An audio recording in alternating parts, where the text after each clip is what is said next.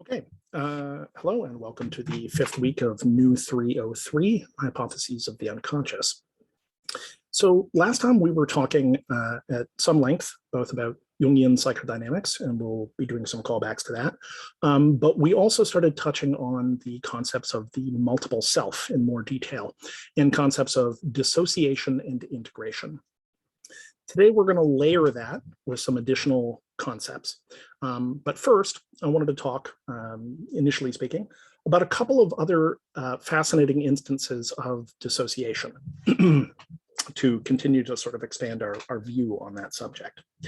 So the two things that I want to talk about initially before we begin to layer additional concepts onto this are flotation tanks and tulpas. Flotation tanks and tulpas. Okay, so a flotation tank, sometimes called a sensory deprivation tank, is a technique that was developed in the 20th century to create an artificially heightened, or I guess artificially reduced sense of sensory material. So this is a tank, a sealed tank, okay, which is filled with water maintained at human body temperature. And what they do is they dissolve a substantial number of Epsom salts into the water. Okay, so Epsom salts are a particular kind of potassium-rich salt, and they into sort of one of these tanks, which holds a single person, they'll dissolve about 800 pounds of Epsom salt. Why? So if you're familiar at all with the Dead Sea, right? The Dead Sea is an artificially salty lake, right? So it's a sea, properly speaking, but it's an inland sea, which has shrunk its water volume over time. And so it's become incredibly concentrated with salt. And so one of the curious things about this is that as the salt dissolves, the density of the water increases. And so you can float on top of the Dead Sea. You won't sink into it. This is the basic principle that's also working inside a sensory deprivation tank or a flotation tank. They dissolve the 800 odd pounds, right, of salt in there. And so it's maintained at body temperature. And when you float, you sort of float on the surface. You don't really sink in. You sink in a little bit, but that's it. The tank is sealed against light and sealed against sound. So it's very quiet. It's very dark, and pretty rapidly within the floating salt water, right, this high concentration salt water, maintained at your body temperature, there isn't a lot to feel either. It's the same temperature as your body, so there isn't much there. You might feel a little bit of motion in the salt water, but otherwise, right, it's a very minimal sensory experience. Now, why? Well, we've known for quite some time that sensory deprivation can provoke altered states. Indeed, that it can provoke, among other things, quite vivid hallucinations. And there was a lot of experiments done on this in the 20th century on both sides of the Iron Curtain.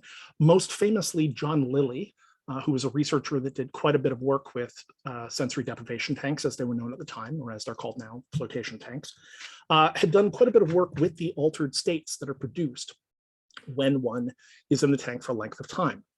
Now, some of those experiments, which were often sort of done at universities and stuff, went quite long. And my impression is that being in the tank for a really long period of time can actually be quite unpleasant. I have an acquaintance who did one of these experiments back in the 70s, 80s, I think, and was in the tank for a really long period of time and basically won't talk about it. It sounds like they had a rather unpleasant experience. But most people have a relatively pleasant experience while they're in the tank. Now, it used to be the case that finding one of these flotation tanks was difficult.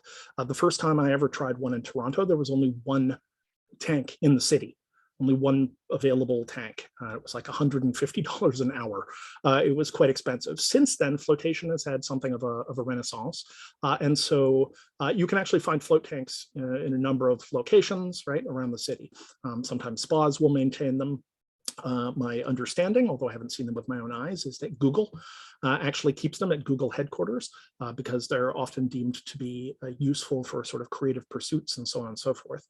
And they are a fascinating experience. So I have done a number of floats, and the first time I ever went into a flotation tank, I had a very curious experience. So I had booked 90 minutes in the tank. And, for a while I was sort of acutely aware of my surroundings. I'm floating on the tank, I can feel the water, I'm sort of thinking, my mental processes are rolling along as normal. However, shortly before I hit the 90-minute mark, I began to experience curious shift in my cognition. So prior to that, I had been having, relatively vivid, but obviously interior sort of sensory material, right? Images were coming to me much as they might if you were, say, attempting to meditate and your monkey mind is driving you crazy. Or, if you were just sort of lying, you're going to get sort of images passing through your mind, images and sounds. But shortly before the 90-minute mark, I had the distinct sense that those images and sounds had begun to externalize. So it ceased to seem as though they were sort of coming from my interior, like they were on the sort of screen, as it were, of my mind, and began to shift as though they were exterior, right? And so they were occurring outside of me. Now, that is a relatively commonly reported effect. People get to a certain point and their interior material sort of shifts to the exterior. It seems to become autonomous and external. You can see that under conditions, right, of sensory deprivation, that it's very likely that the mind is going to start, right, trying to sort of fill the gap, fill the space. There's not much sensory material coming in, and so it starts to externalize that material. Now, notably, okay, long stretches of sensory deprivation are in fact considered in many quarters to be a form of torture, right?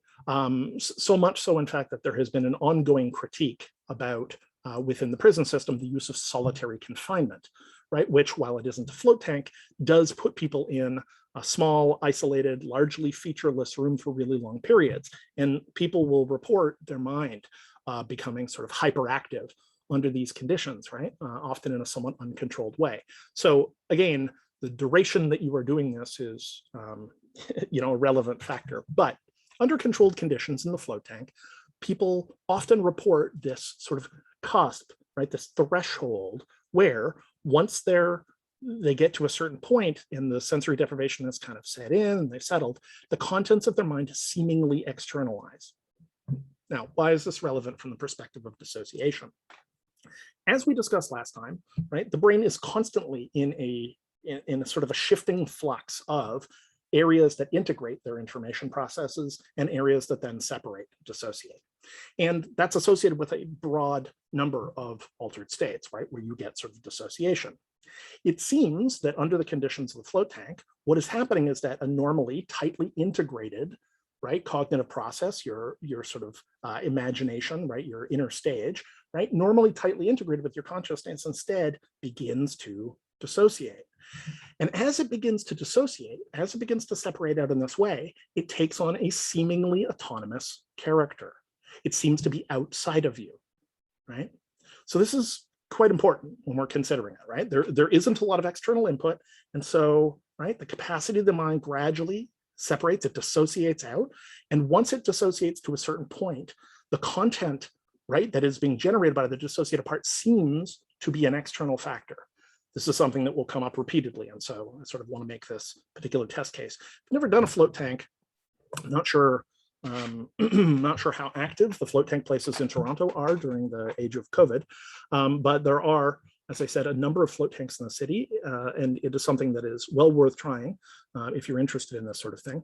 And you could typically book in for sort of, an hour, 90 minutes, sometimes 2 hours, which is a relatively short period of time, but enough often to sort of give the experience. And some people swear by this as a way of sort of clearing their mind, of engaging in creative process, and for our purposes of exploring the unconscious. So float tanks.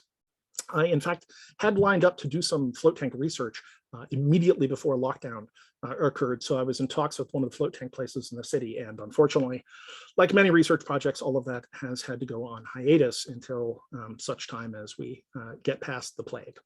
However, anyway, it's an interesting subject and worth looking into. You can find a million YouTube videos on it at this point because it's become quite popularized in a few quarters.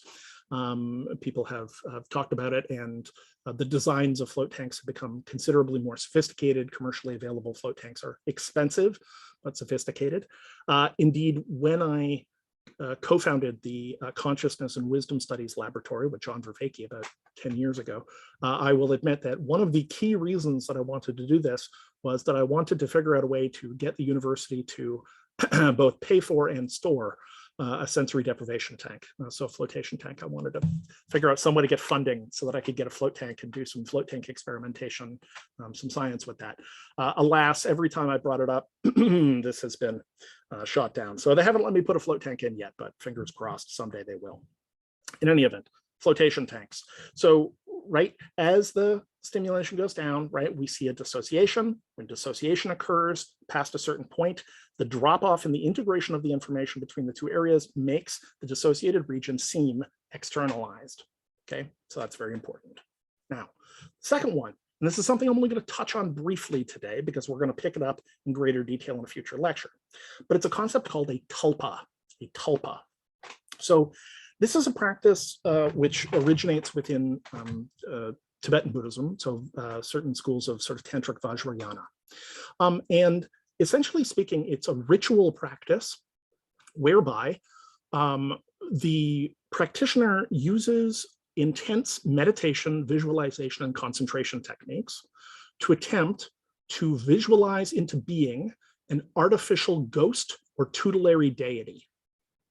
So they're using techniques of concentration meditation, right?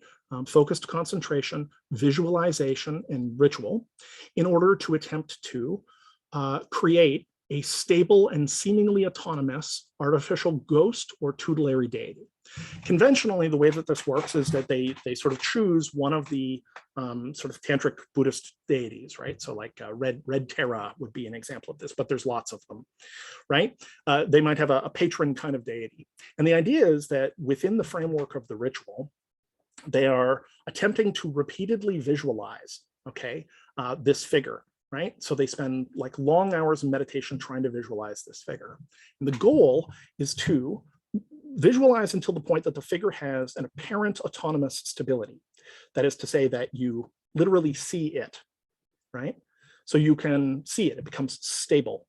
Now, there are a number of sort of ritual components of this that we'll touch on later, which are designed in some ways to sort of ensure that you're visualizing the right thing, right? That you are in fact making sure that you hit the appropriate traits of the deity or whatever that you are attempting to create.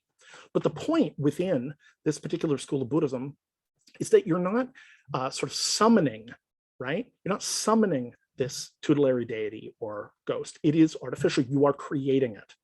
Now, this has to do with certain notions within the school of Buddhism about sort of the malleable nature of reality, that reality is in some way made of mind.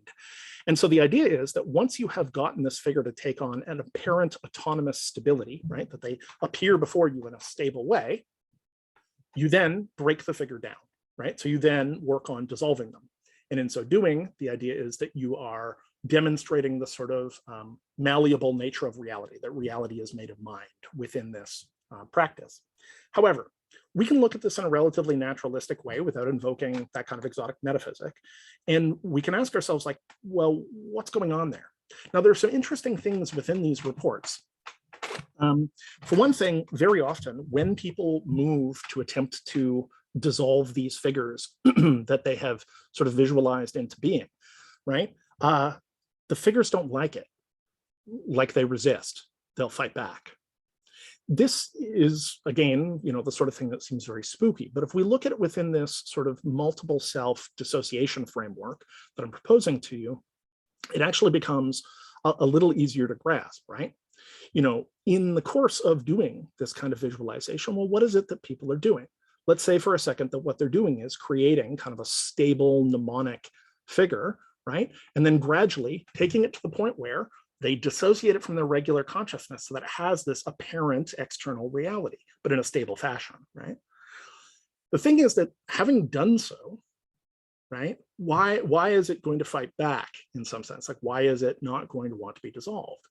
If we happen to follow this multiple self framework that we're talking about, it may be in part because it, in fact, has its own sort of agency. And like I said, we'll touch on this at greater length, especially when we get into the questions around the cognitive abilities of lucid dream characters, which is something that we'll cover in a few weeks. But the point is that it's not uncommon actually for these semi-autonomous parts of self that we see in various contexts to be quite willful, So if you consider alien hand, right? The alien hand is often sort of in opposition, not necessarily, but it's often in opposition to the primary consciousness, right? It resists.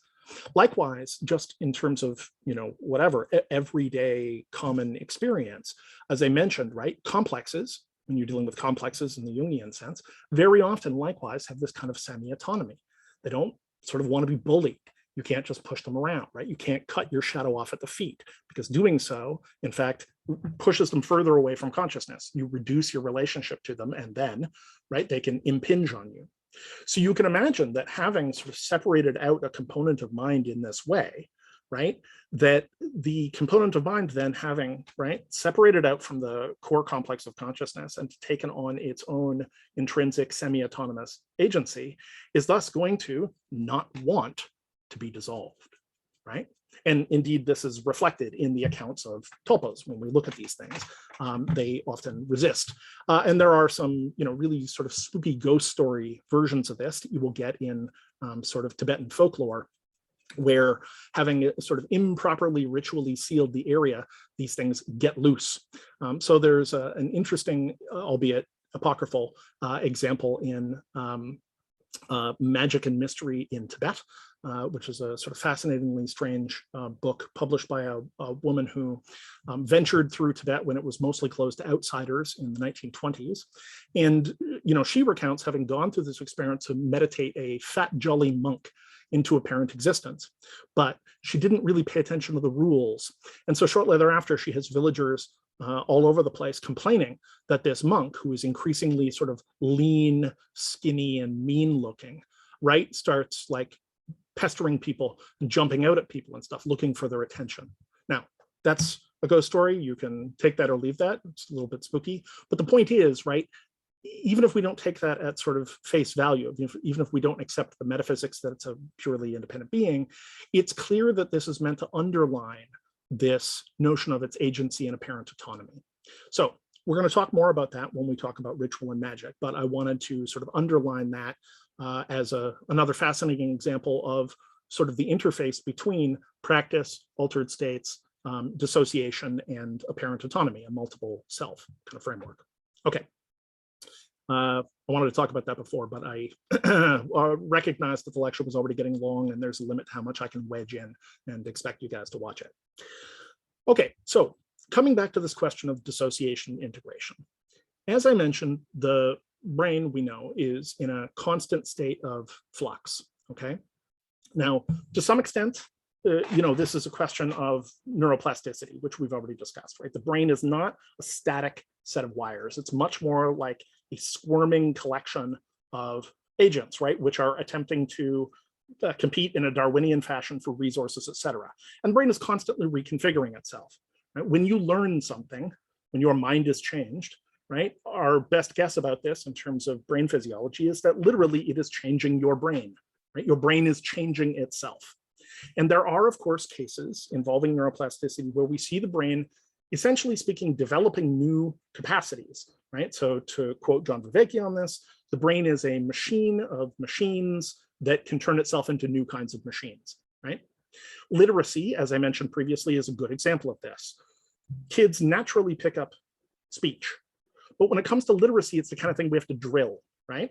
And what we're drilling is a form of artificial synesthesia, right? A form of artificial synesthesia. When you see the letter, it provokes the sound. There's nothing about the word cat in English that resembles a cat, right? It's not a pictographic language. It does not resemble a cat in any way. Yet, when you see the word cat, if you're sort of fluent and literate in English, you pretty automatically see the word, produce the sound, and link it to the concept. This is an artificial synesthesia, right, that you have sort of trained your brain into. You've created this artificial integration between areas that is not sort of naturally present. And there are all kinds of these, right? Synesthesia, of course, is, when we see exotic forms of synesthesia, they jump out of us. So, you can read, for instance, in the work of Oliver Sacks about interesting cases of exotic synesthesia, where people associate certain sounds with colors, right? So they hear the word snow, and to them, that's black, self-evidently. Now, it appears that there are some sort of naturally occurring synesthesias, and basic sense modality synesthesia is not the only form of synesthesia that we see turn up. There are more exotic forms. So as an example, there have been a few cases that I've come across of synesthesia where numeracy was linked together with personality processing. Numeracy was linked with personality processing, okay? So it's not just sense modalities, it can connect together different cognitive domains. So what did this mean? It meant that this kid had a really hard time picking up basic arithmetic. Why? Because each number seemed to have a unique personality to them. And therefore, you might ask this kid a question like, what's 7 plus 9? And their answer would be, right, 7 and 9 would never hang out with each other, right? So there is a synesthetic association naturally occurring for that kid between numbers. 7 has this personality, 9 has this personality. Oh, you can't put 7 and 9 together, right? You can see how that would, cause a problem if you were trying to just do basic arithmetic. But there are also forms of synesthesia which, we both, we see in the population of all kinds that are, less problematic. In fact, they can often enhance memory in important ways, right? So people can, for instance, who have number to image synesthesia, which is a thing you see sometimes, can often remember huge numbers. Why? Because they don't experience them simply as numbers. They hear the numbers, but they experience a set of images. And if you've ever taken, a Psych 101 course where they talked about sort of methods of memorization, you'll remember that linking things to like detailed images is actually a really good mnemonic technique. If you're familiar with the concept of the memory palace, right, which is a bit sort of dramatized and popularized maybe in the TV show Sherlock, BBC Sherlock. But the basic idea, right, is that you are deliberately linking concepts to images in a way so that as you remember the images, you can remember complex concepts. In the ancient world, these arts of memory, right, were used to memorize enormously long poems, right? So that's a kind of artificial synesthesia. Some people are going to have it naturally, but to some extent it can be acquired. Now, as I mentioned, literacy is itself a form of, in some sense, acquired synesthesia. But there's also a basic synesthetic, property that we see occur within pretty much everybody, okay? So I wonder if there's an easy way to do this. Okay, here's what I'm going to do. I'll draw it. So let me give you a good example. Most people have a certain kind of inherent synesthesia when it comes to sounds. So allow me to show you this. You can see it. Okay, so see these two figures. Okay, one of them is boo-boo and the other one is kiki. Which one is which? One of these is boo-boo and the other one is kiki. Which is which? Well, most people, something like 95%, will say this is boo-boo and this is kiki. Why? People will say, well, because kiki is sharp. And it's like, well, what do you mean it's sharp, right? Sounds are not themselves actually sharp. That itself is a synesthetic comparison, right? It's a metaphor, right? Boo-boo is round, but why is this round, right? But the fact that people answer this so consistently is a good baseline indication that we already have a kind of intrinsic synesthesia. And this shows up in all kinds of ways within our use of language, right? We naturally link together certain kinds of domains and we'll link together sense domains in this way. So for instance, it's very common for people to think of cinnamon and red as warm. And there are some sensory reasons to think that, right? You put cinnamon in your mouth, it kind of burns, whatever, right? But the point is, it's warm. People also think of certain emotions as warm and certain emotions as cold, but emotions are not intrinsically warm or cold, right? Generally speaking, although there are some body flesh things. The point is, right, synesthesia is kind of hard baked in some ways into our cognition. It can occur in natural conditions that sort of exotic forms of synesthesia can cement themselves, but also we can train ourselves into synesthesia, for instance, with literacy. Now, one of the most common forms of synesthesia is the synesthesia of associating a letter with color. okay, a letter with a color. And what's interesting about that, it's one of the most common forms, is that a few years ago, some researchers who were looking at a number of cases of people who reported synesthesia realized that there was a strong internal pattern to that synesthesia. And finally, somebody figured out that the pattern linked up with Fisher-Price letters. Now, you may know what these are, you might not, but they're still pretty common.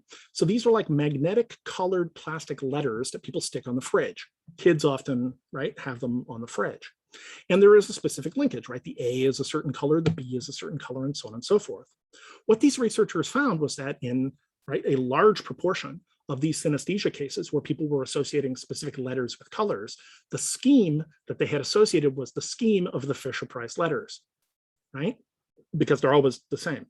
They had internalized and sort of hardwired, in some sense, this particular association between the two things. It was an induced, an artificial, a learned kind of synesthesia, but that became quite automatic. So it's important to remember this stuff because it's going to come up later, but we can, sometimes naturally, we have a natural capacity to do it already. We can indeed practice in such a way as to create a very tight synesthetic link between two things. And then also some people have, for whatever reason, a kind of unusually strong synesthetic linkage that can show up in various ways, right? They see the music or they associate personality traits with specific numbers and so on and so forth. Again, I encourage you guys to take a look, for instance, at the work of Oliver Sacks, where you will find all kinds of sort of interesting forms of this, but this is important, this idea of synesthesia. Okay, now the next concept, right, hold that for a second. The next concept that I want to layer here with dissociation and integration, and we can think of synesthesia as being a very tight form of integration, right? Now, what do we know about the literacy thing? Literacy is an acquired trait. It is, again, to borrow John Vervaeke's term, a psychotechnology, right? It's a psychotechnology. We have to drill it into ourselves. Once we do, we create a machine that is nearly perfectly automatic. You see the word cat, and you basically cannot help but read the word cat, right? That is to hear the sound and then to relate it to the concept. Those three things are not closely related. The word itself does not resemble a cat. The sound cat it's not like onomatopoeia. It's not, it doesn't resemble the thing that it talks about, as some words do. Crash is an onomatopoeic word, right? It sounds like the thing that it is. But cat doesn't, right? So the visual appearance of the word, the sound that we hear within English, and then the notion, the concept of cat, none of these things are closely related. And yet, when you achieve literacy, you create a form of artificial synesthesia that is so tight, right, that as per the Stroop effect, it's almost impossible for you to turn it off. Once you get that psychotechnological machine going, right, once you get that little machine going, you basically can't intervene on it, right, except in what two cases? Meditation, right? So advanced meditators show an ability to intervene on their Stroop effect, right? So on the lag of Stroop, and hypnosis. And as we've already discussed, this is good evidence that what hypnosis does, how it works, is that it induces a state of artificial dissociation. It dissociates something that is normally tightly integrated, right? So that you simply don't experience, right, that particular association. Normally it would be automatic, and instead it isn't. Okay, so dissociation and integration. Now, the piece that I want to layer on top of that is the concept of opacity and transparency. Opacity and transparency. So this is an idea that's derived from the work of Michael Polanyi, who uses it in a number of sort of interesting ways. But we're going to look at it in specifically psychological terms with opacity and transparency. So when you see the word cat, it is transparent to you. You look, but you don't really see the word cat. You jump straight to the sound and then to the concept. It is transparent. You see through the sensory quality of the word to the concept. It is transparent to you, okay? Now, we can make it untransparent. We'll run that experiment in a second. But the idea is that, when something is transparent, when a concept is transparent, you simply see through it to something else, right? It represents something else. The word cat is transparent to you, and up to the sound, but transparent to the concept, right? There's no lag there, except obviously when you're learning. This is a concept that also turns up, for instance, when you're doing meditation training, because a big part of the practice of mindfulness, okay, is that you are attempting to engage a state of metacognition so that you stop looking through the contents of your mind transparently, and instead you pull back and look at them in terms of opacity. Now, as a metaphor, and a pretty good one, this is a bit like my glasses. And those of you that are familiar with this metaphor are, I'm sure, already rolling your eyes, but here we go. Okay, so I'm basically blind, so I wear glasses, right? And most of the time I am simply looking through my glasses, right? My glasses are transparent to me. I'm looking through them, right? I'm looking through them at other things. I am not primarily aware of my glasses. I'm simply using my glasses as a medium, and in this case, a corrective medium, which allows me to see other things more clearly. I'm looking through them transparently. But, you know, every now and then I become perhaps aware that my vision may not be so good, right? Like my eyebrows have been smudging on the inside or something, right? And I need to clean my glasses. So when I do so, I take my glasses off, and what do? I look at them. I hold them in such a way as to focus my eyes not through them transparently in the way that I normally would, but rather to look at them so that I can clean them, which I'm going to do presently. Never once have I ever run this experiment and not found out that my glasses are in need of cleaning. Okay, there we go. So you can see that this distinction between looking through my glasses transparently and looking at my glasses in order to, right, correct their correction in a certain sense, right, is the difference between transparency and opacity, looking through as opposed to looking at. When we're engaged in mindfulness, right, we're attempting to engage metacognition so that we stop looking through the thoughts that are coming into our mind transparently, right? We stop flowing through them transparently, but instead we step back and we look at them. We look at the medium of our mind instead of looking through it. We are attempting to enact what Michael Polanyi calls a transparency opacity shift. A transparency opacity shift, okay? So this is a shift where we're attempting to cease to look through the material in our mind transparently and instead look at it, right? To shift it to opacity, to sort of step back in a metacognitive fashion so that we can look at it, okay? So we can consider this idea as regards language as well. So most of the time, if you see the word cat, right, you experience it transparently. If I say the word cat, you experience it transparently. However, it's possible, right, to reach a state where you've heard a word enough times in a short period of time that it stops sounding like a word. That's what people always say. It stopped even sounding like a word. You've no doubt had this experience. You've said a word, perhaps an unusual word, a number of times, and somebody will say, gosh, it stopped even sounding like a word. And this is relatively easy to induce, in fact, right? You can induce this state. So here goes. I do this demonstration every year. So I ask everybody to go along with me. What I'm going to do is I'm going to repeat the word, scuba. So like scuba diving, okay? I'm going to repeat it for some time. And I would like you as the home audience to play along with this game. So at the same timing and rhythm that I am saying it, I also want you to say it.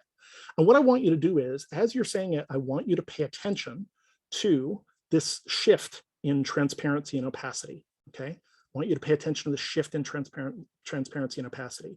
Because at first, when I say the word scuba, you may get a distinct kind of image. Oh yeah, scuba, right? And scuba equipment, scuba diving, scuba divers, whatever. But as you repeat the word repeatedly, we're going to induce that feeling of, gosh, it doesn't even sound like a word anymore. When you consider that, what does that even mean? Well, what it means, it doesn't sound like a word anymore, is it just sounds like noises, right? It has ceased to be transparent. It's become opaque to us. So, okay, everybody play along. When we're in a big classroom, this is a somewhat easier practice, although anybody wandering by the classroom, I think, ends up ducking their head in and thinking we're maybe in a cult. But we're playing the home game today. So as I go along with this, go along with me, be a good sport, and pay attention, okay? Pay attention to the way that your mind is shifting. So here we go. On three, scuba. 1, 2, 3.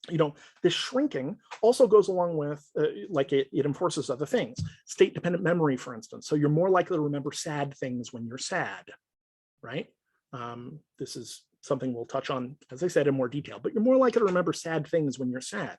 So what do you get? You get a narrowing of possibility. You get a reduction in sort of sensory integration. So things literally appear to be less colorful. The world looks gray. Okay, your energy drops, you feel bad about yourself, but also your access to memories is sharply constrained by the state.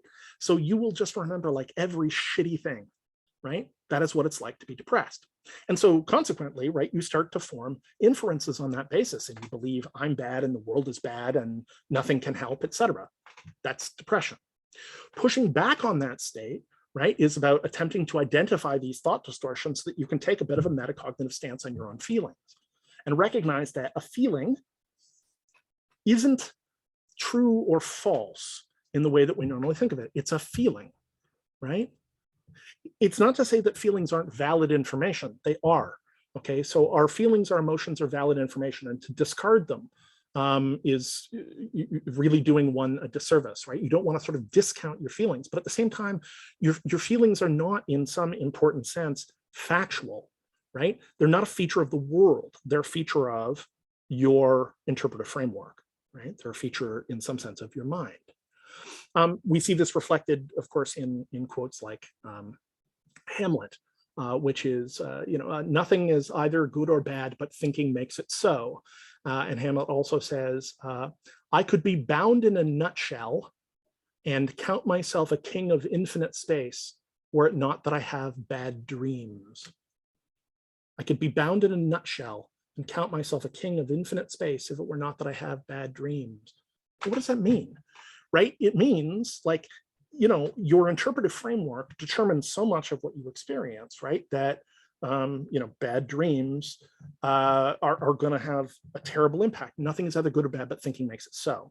Now, I think that is an overstatement. As I mentioned, most of these traditions end up with sort of two notions of truth, an external metaphysical thing, right? So we don't want to move into solipsism. It's all in your head. It's not all in your head, but so much of what you're bringing to the table is interpretive, right? The emotional state very often is interpretive. It's being imposed on the situation and it's altering the way that you see the situation, okay? So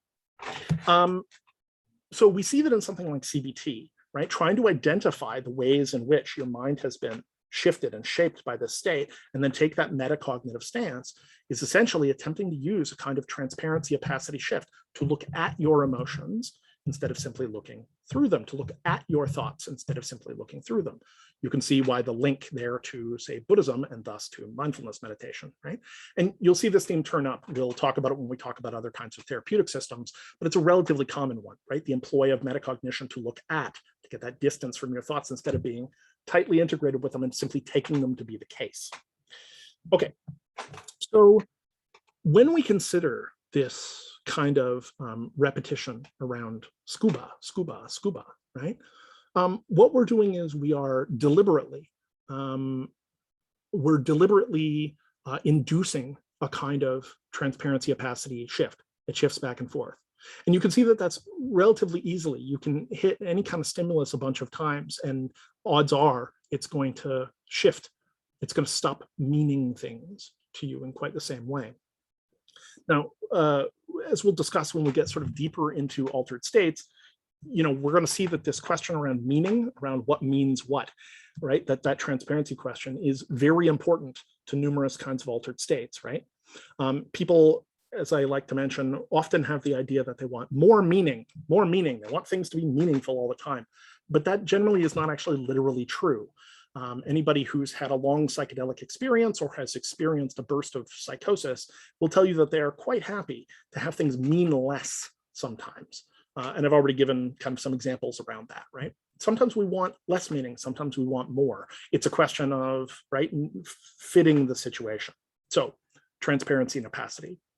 The link that I want to make here, right, to sort of reinforce this concept is that in an important sense, integration, right? Integration yields transparency. Dissociation yields opacity. Integration yields transparency. and dissociation yields opacity.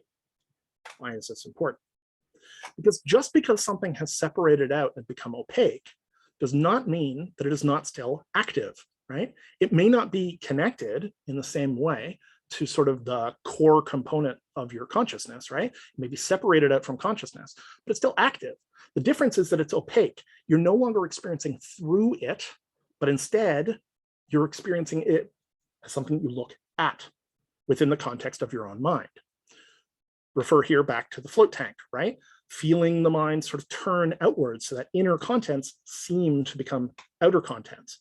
Or consider various instances of the multiple self, where inner contents, right, things that normally would be tightly integrated, seem to be exterior.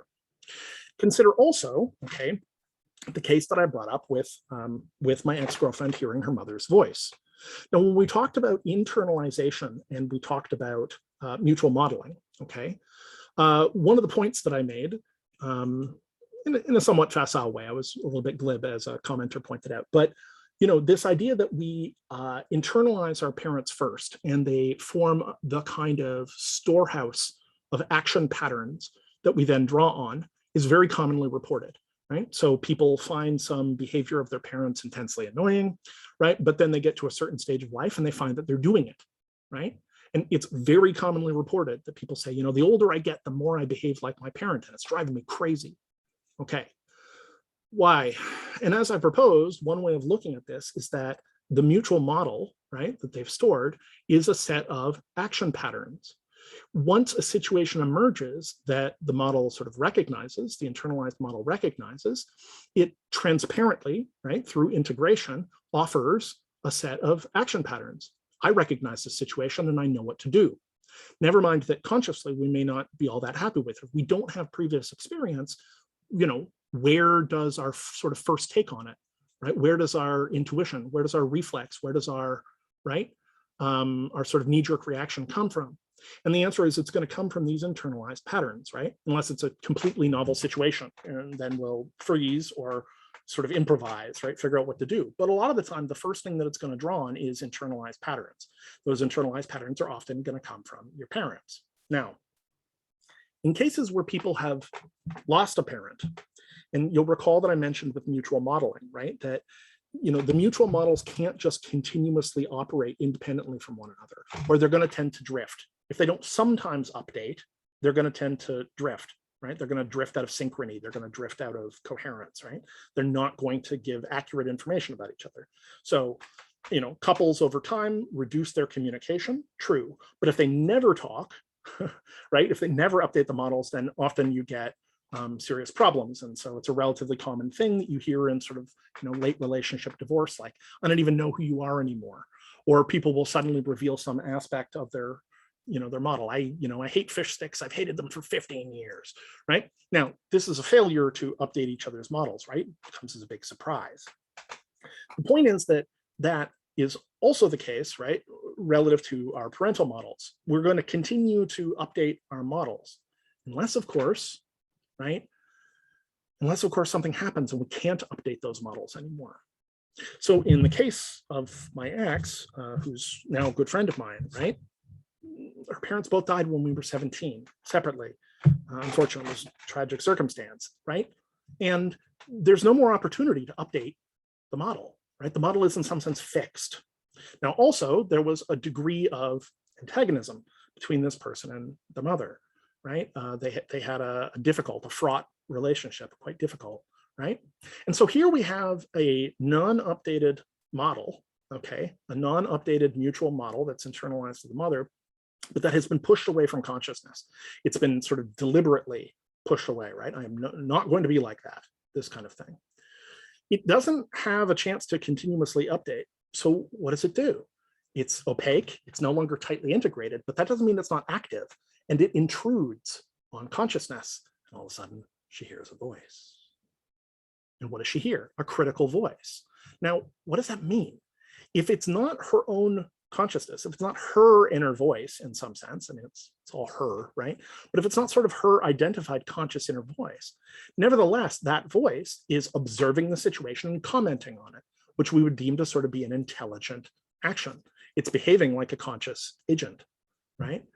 Now, it doesn't have a full range of abilities. Mostly what it does is, right, lob criticism, right? And many of us have a critical voice, and frankly, many of those critical voices are parental. They're modeled off critical parents, right? That's not uncommon at all. So you can see a case where it's separated out, right? It's dissociated. It's become opaque. It's external relative to the mind, but it can impinge. It can intrude. It can, right, push the apparent sensation of sound, voice, into this person's mind. Consider the various other cases that we've talked about in terms of multiple self, and you can see a lot of interesting cases where this kind of, right, dissociation and opacity can then intrude backwards. From the perspective of the mind, it becomes an external object. Now, one of the things that we're going to get into when we get into dreaming, I'm going to unpack sort of my full theory of dreaming, drawing on lots of researchers. But one of the things that we're going to look at is the idea that, in a certain sense, going into the state of sleep and dream, okay, induces a kind of dissociation which allows normally tightly integrated components of our mind, right, of our brain, to dissociate from us and thus become opaque and take on seeming autonomy. Because when you're having a dream and you interact with people in a dream, who are you interacting with? Well, by necessity, unless we invoke some kind of unusual metaphysic, right, you're interacting with yourself. It's your mind. And yet it can surprise you. It can tell you things. In fact, it's often surprising, right? Dream characters do things that surprise you. They do things that you don't like. They may terrorize you if you're having a nightmare. So who are you interacting with? Well, you're interacting with other components of your mind. And one of the claims that I'm going to make here is that what you're doing essentially is that the mind is going through a normal information processing event where it separates itself out through dissociation to enact social simulations. So we're going to talk about that at greater length. That's kind of just a teaser. But I want to give you a bit of an image on this, okay? This draws from the work of Tononi, for those who are interested in following this up, who has a theory called integrated information theory. And you'll see that this is closely relevant. When I originally proposed this sort of modification, Tononi was pretty cagey about some of these aspects. Since then, he's actually elaborated his model to include many of the things that were sort of in my model. So he talks, in fact, about dissociative identity disorder, or the idea that that the mind can, in a sense, harbor multiple centers of agency and consciousness. So, in fact, he's updated his theory to include much of this. And so we'll talk a bit about that, but this is primarily coming out of sort of my original formulation of this stuff.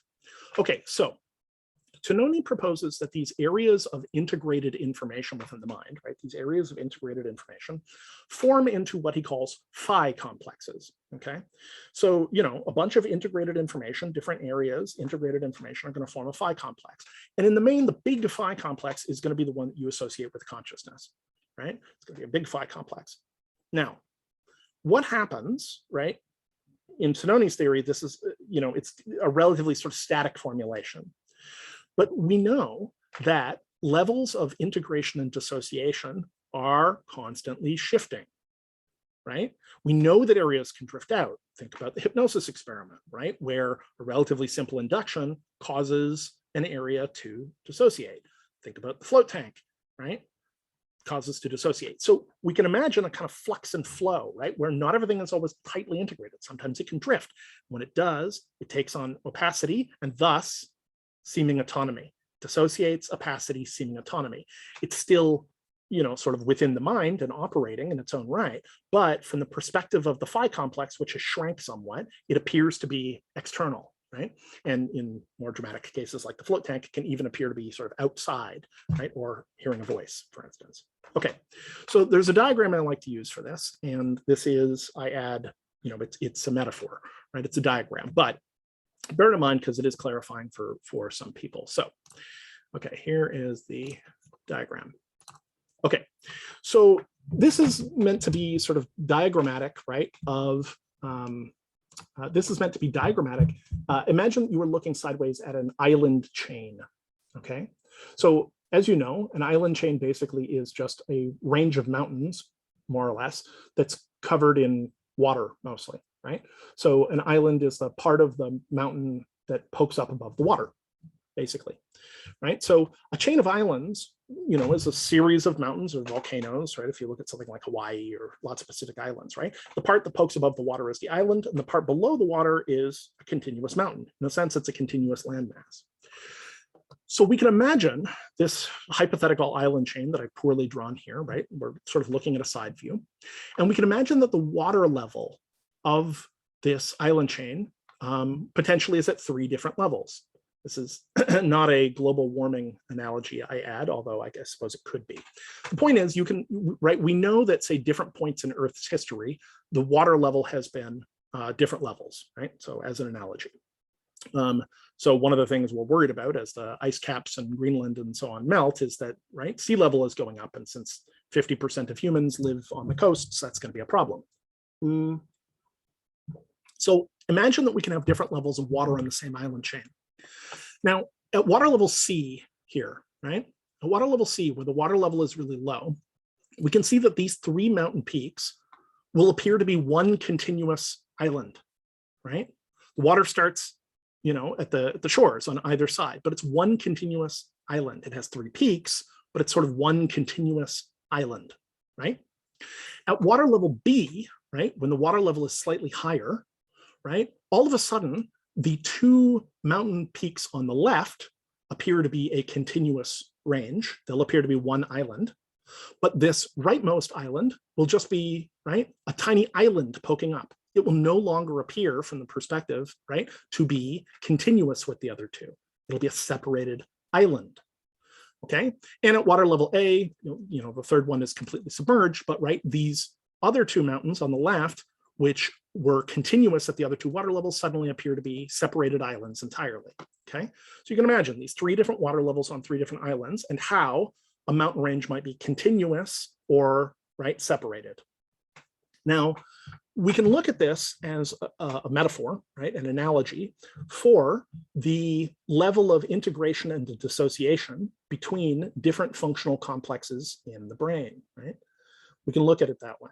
So essentially speaking, the lower the water level gets, the more integrated things are. The lower the water gets in this analogy, the more integrated things are, right? There's a continuous landmass. If you were running a message across the island, right, you could run straight from the leftmost mountain to the rightmost mountain, right, without stopping. It's integrated, and therefore information between the things is relatively transparent. However, as the water level rises, we're experiencing dissociation. I understand that's a little confusing because dissociation has, people get an implicit association with it that is down, but anyway, as it goes up. So at water level B, for instance, right, things are more dissociated. They are less integrated. They're more dissociated at water level B, right?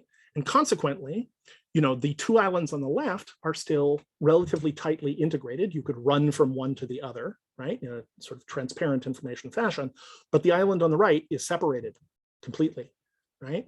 It's still visible above the water line, but it's separated. It appears to be an independent island, right? It appears to be sort of standalone. At water level A, where the dissociation is the highest, right, the rightmost mountain is completely submerged, but the other 2 that had up to this point been a continuous sort of island are suddenly 2 separate islands, right? And so that would be a very high degree of dissociation within the system, right? Sort of high dissociation, high opacity, right? Whereas at the bottom, it's high integration, right? Or low dissociation, high integration, and thus high transparency, okay? So that's a metaphor. I'm not suggesting that's actually what's happening, but it's a metaphor that sometimes helps people understand how the sort of shifting ranges of dissociation and integration, and thus transparency and opacity, right, can be shifting between these integrated areas in the brain, and thus the mind. Now, when we consider this, what we're going to see is that a large number of altered states involve unusual integrations and unusual dissociations. Parts of the mind that normally wouldn't be integrated suddenly are, okay? And in those cases, right, we are going to see the effects of that integration in the form of an unusual transparency. So for instance, famously, when people take classic psychedelics, LSD, psilocybin, right, one of the things is that they commonly report synesthesia, oh, I can see the music, right? Well, what's happening there? What's happening is that a system that is not normally tightly integrated is suddenly tightly integrated, right? And thus the information flow between those two regions is transparent. It's synesthetic. They hear the music and it promptly goes to their visual system, and thus it is presented to them in visual terms. Now, we know that there's a lot of flexibility between sensory systems because there are kind of unusual experiments that have been done where, like, for instance, you can take a visual scanning device, okay, and there's an experiment where they basically set it up with like a square that has a bunch of pins, okay, so it does like a low resolution sort of image of the area, and it translates that into a set of pins that poke into your back. Okay, they don't stab you, they just sort of put pressure on your back. The interesting thing is that when you hook somebody up with them, they can be blind, or I suppose blindfolded, but usually you do it with somebody who's blind. And as this device sort of scans the surroundings, it moves the pin on their back. And initially they'll just feel like pinpricks, they don't feel anything. But very rapidly, what happens is that their brain learns to reconfigure itself to take that information and translate it into visual terms. Right? So congenitally, their eyes might not work, or they may be completely blindfolded, but their brain will learn to translate this information of the pins on their back synesthetically into visual terms, and it happens fast. The neuroplasticity of the brain is very adaptive, right? So as I mentioned, right, we see this with sort of cyborg prosthetics and stuff. We used to think that there would be a ton of top-down programming involved in this, right? That hooking a robot arm up to a monkey was going to be like a serious problem, all this programming to read the monkey states. No. If you give a bunch of sensors that can acutely move the arm, the monkey's brain will fit itself to the tool, right? In the same way as, in fact, we fit ourselves to all kinds of tools. And we'll get to that concept of affordances. But the point is, right, this pins on the back can very rapidly be translated by the brain into visual information. There's another interesting case. I can't remember this fellow's name, but he was a blind guy who basically taught himself sonar based on bats. So he can click, he issues these clicks. Maybe I'll try to find a video of this. He issues these clicks and then he listens. And from that, he can pick up all kinds of visual information. And we know that it's visual because they've done, again, brain imaging on him and determined that his visual cortex is processing the information, right? So bats with echolocation issue a sound, it bounces off things differently. And from that, they get spatial information about their surroundings. This guy has basically replicated that technique, right? He kind of clicks, clicks, clicks, and the echo that he receives back is finely tuned enough that he translates it into visual information, despite the fact that his eyes don't work. So this ability to shift modes, the synesthetic ability to shift modes, as I mentioned, is quite natural, and it can be done relatively quickly, okay? Likewise, in various altered states, we're going to see novel forms of integration and novel forms of dissociation. Novel forms of integration and novel forms of dissociation. When people take a classic psychedelic and they experience synesthesia where they see the music, they're experiencing a novel integration. One mode of information is suddenly transparently leading to another in the way that we train ourselves to do literacy, for example. But also people are going to experience all other kinds, many other kinds of novel integrations. So it's not uncommon for people to have striking emotional or visionary states, or to make contact with memories or have realizations, insights, right? Where they're suddenly connected up. Their consciousness becomes connected up suddenly with some aspect of their mind, the functioning of the brain that they haven't been connected up to. And that can be quite powerful, right? Quite powerful. Likewise, they're going to have dissociations, aspects of their cognition that they normally have integrated access to, right, that are transparent to them, will suddenly seem opaque. And so we start to see things like hallucination, right, where hallucination, as opposed to pseudo-hallucination, contents of the mind are projected outwards. Now, there is an important distinction here to make, because I just used these terms and I should explain them, between hallucination and pseudo-hallucination, okay? Hallucination is something that appears in your perceptual field, apparently, and that you take to be real. Pseudo-hallucination are images and stuff, but you recognize that they are not real, okay? You might see them, but you recognize that they're not real. This is an important distinction, and some of it has to do with sort of reality and construal, but there is a substantial difference. If you watch some of the videos that I had posted, I guess a couple of weeks ago, on delusion and hallucination, you're going to see some distinctions there, right? where delusion often is a construal framing, right? A set of beliefs that people cease to have metacognitive access to, right? It's just tightly integrated and transparent. They just run with it, even though it's often, bizarre and problematic, right? In this case, between hallucination and pseudo-hallucination, we see an instance where with pseudo-hallucination, things are sort of weakly dissociated. They're still separated and they're impinging, but you can recognize, oh, that's not real, right? They take on an apparent reality within your field, but it's not especially strong. A full-blown hallucination, on the other hand, will seem real to you. And there are interesting cases of this. If you look at the literature, there are certain kinds of altered states induced by substances that create true hallucinations. I'm trying to think, not hemlock, datura. I'll have to double check. Nightshade, I think it's an extract of nightshade. So there's an extract of nightshade, which is a relatively common ingredient in sort of medieval recipes for like witches, flight salves, and this kind of thing. It was a recipe component that turned up in a lot of kind of pre-modern magical formulae and occult formulae and stuff. And it does get used, it has some medical applications. But the point is, taking nightshade tends to render true hallucinations, right? You don't see stuff and think, oh, that's cool, like I'm seeing a thing, but it's not real. You interact with things and you believe that they are real. So you might have a long conversation with somebody, in fact, and then turn around and turn back and they're not there, right? Which is a very jarring experience. Likewise, true hallucination often characterizes things like schizophrenia. So schizophrenics may experience, in addition to delusion, true hallucinations.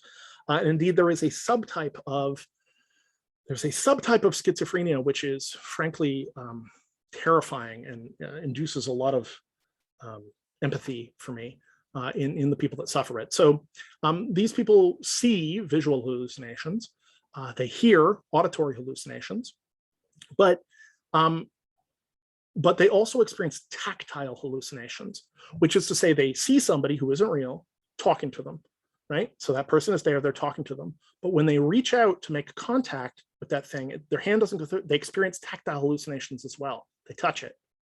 And the thing about our confirmation of reality is that it tends to be convergently multisensory, right? You can think about this when you go to a 3D movie, right, in the movie theater. And so you can see objects kind of coming out. And if you've ever looked around, you will see kids and sometimes, in fact, some adults watching these, objects apparently in front of them in the 3D movie, and they'll go like this, right? You've maybe done it too, right? Like there's a butterfly flying around, you go like this. Well, why? Because you are attempting to confirm for yourself that it is not real, right? You would be very surprised if you reached out and ended up with something moving in your hand. Like that would really throw you, right? But this is the state, in fact, that people with this particular subtype of schizophrenia find themselves in. They experience true hallucinations that are visual, auditory, and tactile. And that is a terrifying state. I mean, it's like being in a terrible Cartesian hell, right? It's like being in the Matrix. At the point when that kind of convergent sensory material, it would be very, very hard then to distinguish between things that are actually in the world and things that your mind is apparently putting into the world. So anyway, okay. So this is the main link I want to make in this portion, is I want to make this link between, right, integration and transparency, and dissociation and opacity. And you're going to see how this plays out as we continue to look at a variety of the kind of altered states that we're talking about in various ways, that this can be shifting. Now, there is one other thing that I wanted to mention. You know what? Actually, I'll do it in the next lecture, because the next lecture is sort of more properly beginning to unpack the concept of altered state more broadly. So I wanted to get this idea down: transparency and opacity, and you're going to see that this turns up quite significantly in an analysis of sort of mindfulness, but it turns up in other significant ways, right? As an information processing measure, basically, right? So integrated, transparent, dissociated, opaque, integrated, transparent, associated, dissociated, opaque, integrated, transparent, dissociated, opaque. If I say it enough times, it'll stop sounding like a word. Okay, so next up, we're going to start in with a rough taxonomy and discussion around the question of altered states.